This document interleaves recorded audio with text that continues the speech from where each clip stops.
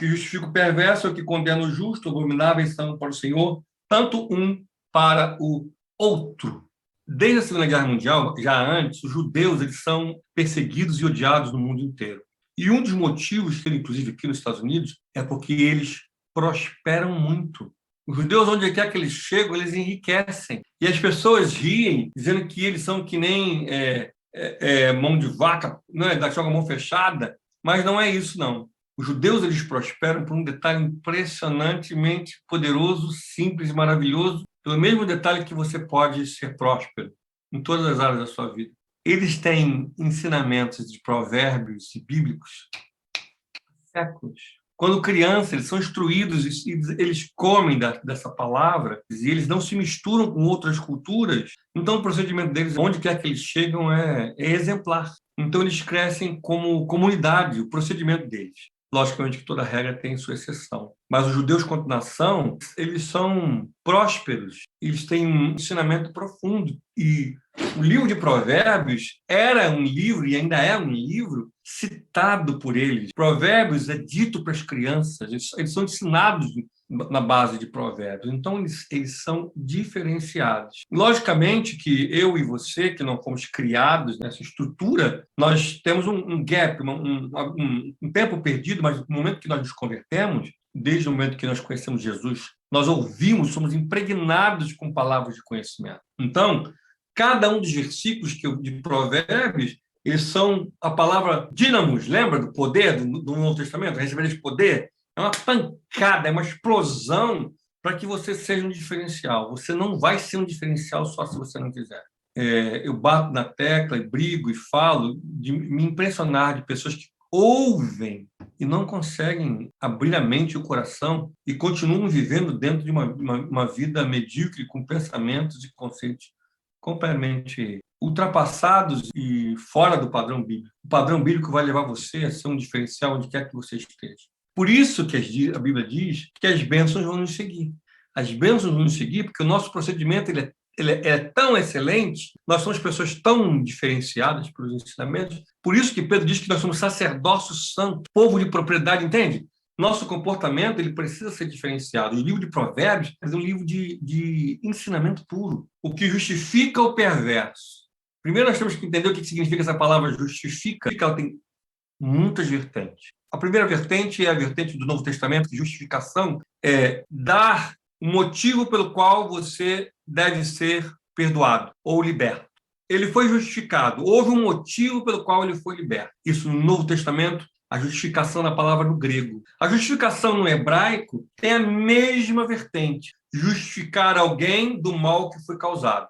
Então, eu causei o mal e alguém me justifica e me liberta daquele mal que eu causei. Então, a palavra justifica na Bíblia, ela é usada tanto no Novo Testamento quanto no Velho Testamento. Por isso que Paulo usa são justificados, é dar a justificativa pela qual você foi liberto. Por isso que nós somos justificados. Houve uma justificativa pela qual nós fomos libertos. É a mesma colocação no direito romano. Quando alguém é justificado, a justiça, dentro da palavra justificação, é para denotar que alguém foi liberto, é uma declaração de absorção. É a mesma do Velho Testamento, a mesma do Novo Testamento e a mesma do mundo forense. Então, ele está dizendo o seguinte, que aquele que justifica a pessoa má e que condena o justo é abominável para o Senhor, tanto um como o outro. Para nós não faz sentido, mas para eles fazem. Explico por quê. O primeiro momento deles é o seguinte: quando alguém fazia alguma coisa errada, alguém roubou, alguém fez alguma coisa errada, elas tinham que ir até as autoridades. E dependendo do que causou, elas precisavam ir ou diante do sacerdote ou até mesmo diante do rei. Como é o caso de Salomão, duas mulheres dizendo que era o filho, lembra disso? Ele falou assim, corta no meio. A que não era mãe falou, corta mesmo. A mãe, não, dá meu filho para ela. Então, os reis, eles tinham por hábito julgar as grandes causas. Tinham pessoas que julgavam e tinham os reis. E muitos juízes daquele tempo, eles absolviam os perversos por questões pessoais. E eles condenavam o justo. Na outra inclinação, existiam testemunhas. Eu ia por diante do tribunal, ou diante do rei, ou diante de uma autoridade, diante do sacerdote, e eram chamadas testemunhas que testemunhavam falsamente, justificando o perverso e assim condenando o justo. Muitos casos históricos de Israel se descobria depois de uma condenação de algo já passado, já condenado, que o testemunho foi falso, ou que a ação daquele que estava conduzindo o julgamento também foi falso, ou o juiz foi falso, ou o testemunho foi falso. A colocação do texto está dizendo que era abominável para o Senhor, tanto que absolve o perverso quanto aquele que condena o justo. Na realidade, tanto o juiz quanto o testemunho falsa, concordava com o perverso, declarava historicamente para Israel o seu coração perverso, tanto quanto o que causou o mal. Coloca-se na mesma caixa o juiz ou a falsa testemunha, coloca dentro da mesma perversidade da pessoa má.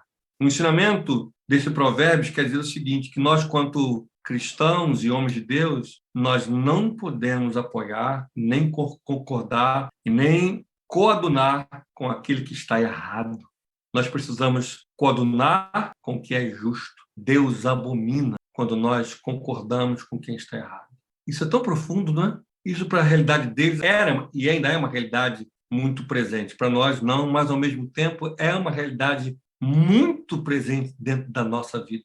Quantas vezes eu vi pessoas que condenaram com pessoas que eram mais cruéis, que levantaram falso testemunho, que falaram mentiras, e elas estavam coadunando com toda essa maldade e tentando absorver a maldade dessas pessoas que falavam, que agiram, que acusaram, que mentiram de uma forma terrível. O livro de Provérbios está nos chamando a atenção para, na realidade, ver a nossa intenção e ver que o Senhor abomina quem anda e quem coaduna com o perverso, quem concorda com aquele que está fazendo a perversidade. Sabe quando alguém está servindo na igreja, ali de coração, e existe alguém com perversidade e fala ou faz qualquer maldade?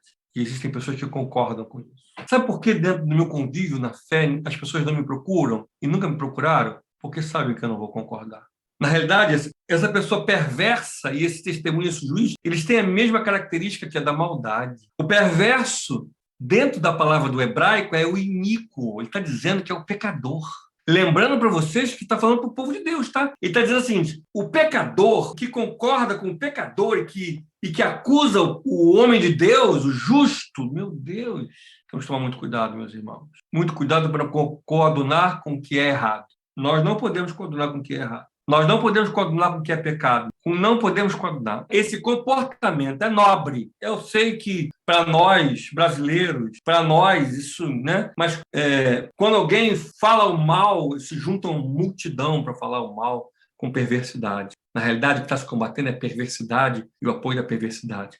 Uma das coisas que mais me entristece dentro da igreja é ver um povo perverso, com um julgamento perverso com o outro, com o mais fraco, com aqueles que estão trabalhando, com aqueles que estão se doando, com um olhar perverso. E me impressiona dentro da igreja a fala, o olhar com essa visão. Todos nós que estamos servindo a Deus fazemos por tudo amor e carinho. Mas eu quero dizer o seguinte, o criticismo do perverso que pode se juntar a outras pessoas com o mesmo olhar crítico e apontarem só a maldade de irmãos que servem com tanto amor e carinho. Então, esse comportamento de quem aplaude o perverso e condena o que é justo é que, na realidade, o contexto teológico é mostrar que o juiz que julga o perverso, o ímpio, liberando ele e culpando o justo, ou o testemunho daquele que vai a favor do perverso e contra o justo, e ele coloca dentro dessa ideia daqueles que apoiam a perversidade, ao invés de apoiar o justo. Nós não podemos ser essa igreja, jamais. Precisamos olhar e ajudar aqueles que estão trabalhando, que estão se doando, e olhar com um olhar de misericórdia. Se há pecado, se há dolo, se há realmente uma postura perversa e má, se há realmente a intenção consciente de prejudicar, imediatamente tem que ser repelida em busca de testemunhas, em busca de outras pessoas, para que possa colocar e apoiar de diversas maneiras. Nós não podemos ter olhar perverso. E se alguém tem, nós não podemos coadunar com o perverso contra aqueles que são justos. Esse é o ensinamento. Essa é a igreja que nós temos que nos tornar. Nós temos que suportar uns aos outros, aplaudir uns aos outros, fortalecer uns aos outros e ser ali uma força e ajudar aqueles que estão trabalhando na obra. E é o perverso, aquela pessoa que é má, aquela pessoa que traz a maldade em si, o nosso olhar de misericórdia, que Deus tem misericórdia. Mas nós não podemos coadunar com ele. Não podemos juntar a corda da maldade, nós temos que juntar com a corda da justiça. Nem que você tenha que perder. Perca com ética, mas nós não podemos usar de perversidade, nem apoiar a perversidade e nem condenar o que é justo. Perca com ética. Isso é o povo de Deus.